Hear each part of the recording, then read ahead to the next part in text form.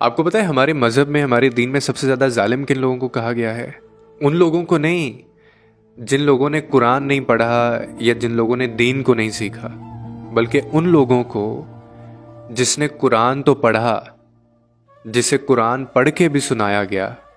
اور اس نے وقتی طور پہ یعنی اس چیز پہ ہاں اور سر ہلا دیا، لیکن اس کے بعد وہ اپنی روٹین کے اندر، اپنے کردار کے اندر، اپنے عمل کے اندر، اپنی زندگی کے اندر وہ اس چیز کو شامل نہ کر سکا۔ یعنی جو قرآن آپ نے یا اس نے جو پڑھا، قرآن نے جو اس کو میسج دیا، اللہ کا جو کلام ہے، وہ اس کے اوپر عمل نہ کر سکا، اس سے بڑا کوئی ظالم بھلا ہو سکتا ہے؟ اس سے زیادہ ظلم مجھے بتائیں کوئی ہو سکتا ہے کہ ایک ایسا شخص جس کے اوپر قرآن کا اثر بھی نہیں ہو رہا؟ یعنی وہ آپ کو اس وقت تو لگ رہا ہے کہ یہ سن رہا ہے اور یہ باتوں پہ عمل کرے گا، ہاں میں ہاں بھی وہ ملاتا ہے، لیکن آپ اس کی ڈیلنگز کو جب دیکھیں، آپ اس کی زندگی کے اندر جب دیکھیں، اس کی ترجیحات کے اندر، اس کے اپنے کردار کے اندر، اس کی اپنی لائف کے اندر، آپ کو اس کا کوئی نمونہ ہی نہ ملتا ہو، آپ کو اس کی کوئی ایسی مثال ہی نہ ملتی ہو،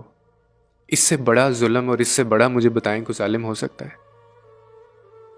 یہ صحیح زیادتی ہوتی ہے اپنے ساتھ، اور اس سے بڑا المیہ بھی، یعنی آپ افسوس در افسوس اس چیز پہ کر سکتے ہیں۔ جیسے وہ میں نے ایک ویڈیو بنائی تھی نا، جس میں نے آپ بتایا تھا کہ ڈسیبلٹی جو ہوتی ہے نا، وہ اصل میں ڈسیبل وہ لوگ نہیں ہوتے جو دیکھ نہیں سکتے، جو چل نہیں سکتے، جو ہماری طرح یعنی چیزوں کو یا اپنی لائف کو انجوائے نہیں کر سکتے، یا جو بائی برتھ جن میں ڈسیبلٹی کوئی ہوتی ہے، دے آر ناٹ ڈسیبلز۔ ڈسیبل اصل میں وہ ہوتا ہے جس کو اللہ نے دیکھنے کی اہلیت تو دی ہو لیکن وہ دیکھ نہ پا رہا ہو، جس کو بولنے کی اللہ تعالیٰ نے طاقت دی ہو، زبان دی ہو، لیکن وہ بول نہ پا رہا ہو، جو سب کچھ کر سکتا ہو، اللہ نے اس کو ہر ایک نعمت سے نوازا ہو، لیکن وہ تب بھی اس کے اوپر شکر نہ کرتا ہو۔ یہ صحیح ڈسیبلٹی ہوتی ہے۔ تو اسی طرح جو لوگ قرآن پڑھتے ہیں، جو نماز پڑھتے ہیں، جو عبادات کرتے ہیں، لیکن ان کی اپنی عملی زندگی میں آپ کو یہ ان سے ڈیفر اگر وہ پرسنالٹی، ڈوئل پرسنالٹی اگر آپ کو ملتی ہے نا، تو اس سے بڑی زیادتی اور اس سے بڑا ظلم کوئی نہیں ہو سکتا۔ یعنی اس کے علاوہ پھر رہ کیا جاتا ہے نا ہمارے پاس، کہ اسی کے بارے میں ہم کہتے ہیں نا کہ اللہ کا کلام اور جو قرآن ہوتا ہے، اللہ کی آیات جو ہیں، یعنی یہی وہ چیزیں ہیں جو ہمارا دل بدل سکتی ہیں اور یہی ہمارے دلوں تک پہنچتا ہے۔ تو اگر یہی آپ کو یا کسی کو نہ بدل سکے، یہی اگر کسی کے اوپر اس طرح سے اثر انداز نہ ہو، تو آپ سوچ سکتے ہیں کہ کتنا بڑا ظلم ہے اور کتنا بڑا ظالم ہے وہ بندہ، یعنی جس کے اوپر قرآن بھی اثر نہیں کر رہا۔ اب اس کا بھی تعلق کہیں نہ کہیں ہماری ہدایت سے ہے، یعنی جو ہدایت چاہتا ہے جو شخص، اور ہمیشہ میری بات یاد رکھیے گا، جو شخص ہدایت چاہتا ہوگا نا،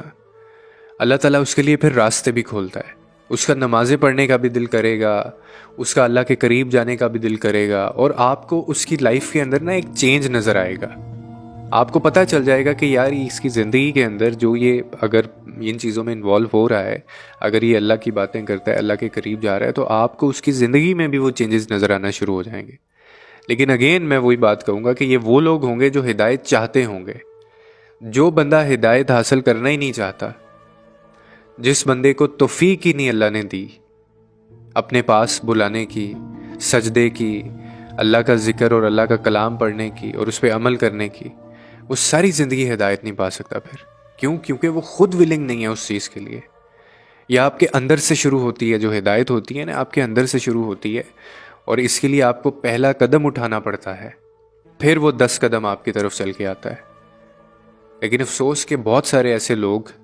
جب میں ان کو دیکھتا ہوں تو بظاہر زندگی ان کی نظر تو ایسی آ رہی ہوتی ہے، لیکن جب آپ ان کے ساتھ ہوں، جب آپ ان کو ان کی زندگی میں ان کے کردار پہ آپ دیکھتے ہیں، تو پھر ایک بہت بڑا ان کے آپس میں یعنی اپوزٹ آپ کو پرسنالٹی نظر آتی ہے۔ تو ایسے نہ کیا کریں، یہ ظلم نہ کیا کریں اپنے اوپر۔ امید کرتا ہوں اس ویڈیو سے کوئی نہ کوئی آپ کو انڈرسٹینڈنگ ملی ہوگی۔ لوگوں کے لیے آسانیاں پیدا کریں، رب آپ کے لیے آسانیاں پیدا کرے گا۔